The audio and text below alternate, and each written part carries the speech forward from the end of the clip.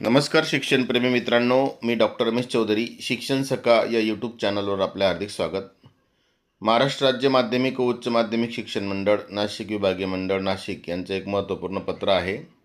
हे पत्र नाशिक, धुळे, जळगाव आणि नंदुरबार या जिल्ह्यातील शाळांसाठी आहे. या पत्राचा संदर्भ म्हणजे महाराष्ट्र शासनाचे काही शासन निर्णय आहेत आणि पत्राचा विषय आहे अतिवृष्टी व पूर आपत्तीमुळे 31% बाधित आणि 251 पूर्णतः बाधित तालुक्यातील इयत्ता 10वी आणि 12वीच्या विद्यार्थ्यांना परीक्षा फीची प्रतिपूर्ती करण्याबाबत.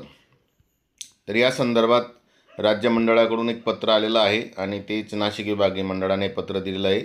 तर नाशिक विभागाच्या मंडळाच्या कार्यक्षेत्रामध्ये जेवढ्या शाळा आहेत त्या शाळांमधील मान्यताप्राप्त माध्यमिक शाळा आणि उच्च माध्यमिक शाळा, कनिष्ठ महाविद्यालयाचे मुख्याध्यापक आणि प्राचार्य यांच्यासाठी ही सूचना आहे. आणि याच्यामध्ये अतिवृष्टी आणि पूर आपत्तीमुळे 31% बाधित आणि 251 पूर्णतः बाधित तालुक्यातील फेब्रुवारी-मार्च 2026 जी एक परीक्षा घेण्यात आली होती 10वी आणि 12वीची, या परीक्षेला प्रविष्ट असलेले जे विद्यार्थी होते या विद्यार्थ्यांना परीक्षा फी प्रतिपूर्ती करण्याकरता दिनांक 20/4 ते 2/5/2026 या कालावधीत माहिती भरण्यासाठी कळवण्यात आलं होतं. पण अजूनही काही विद्यार्थ्यांची माहिती प्राप्त झालेली दिसून येत नाही. त्या दृष्टीने विद्यार्थ्यांना परीक्षा फी माफीची किंवा फीची प्रतिपूर्ती या योजनेपासून वंचित राहू नयेत म्हणून या विद्यार्थ्यांची माहिती भरण्यासाठी पुनश्च दिनांक 20/5/2026 ते 5/6/2026 या कालावधीत लिंक सुरू करण्यात येणार आहे. आणि सदर योजनेत पात्र असलेल्या विद्यार्थ्यांसाठी या योजनेपासून वंचित राहणार नाही यासाठी या मुख्याध्यापकांनी सदर माहिती भरावी. या संदर्भात हे पत्र आहे.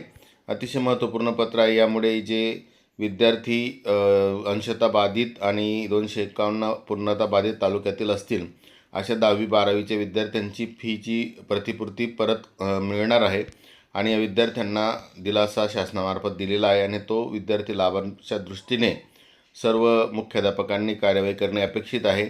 म्हणून जे तालुके या बाधित तालुक्यात आहेत त्या तालुक्यातील शाळांच्या मुख्याध्यापकांनी किंवा कनिष्ठ महाविद्यालयाचे मुख्याध्यापक प्राचार्य यांनी या माहितीची पूर्तता करावी आणि या विद्यार्थ्यांना या योजनेपासूनचा लाभ मिळवून द्यावा. या विद्यार्थ्यांची फी परत मिळेल आणि यांच्या भविष्याच्या शैक्षणिक कामासाठी यांना हे पैसे उपयोगात येतील यासाठीचे पत्र आहे.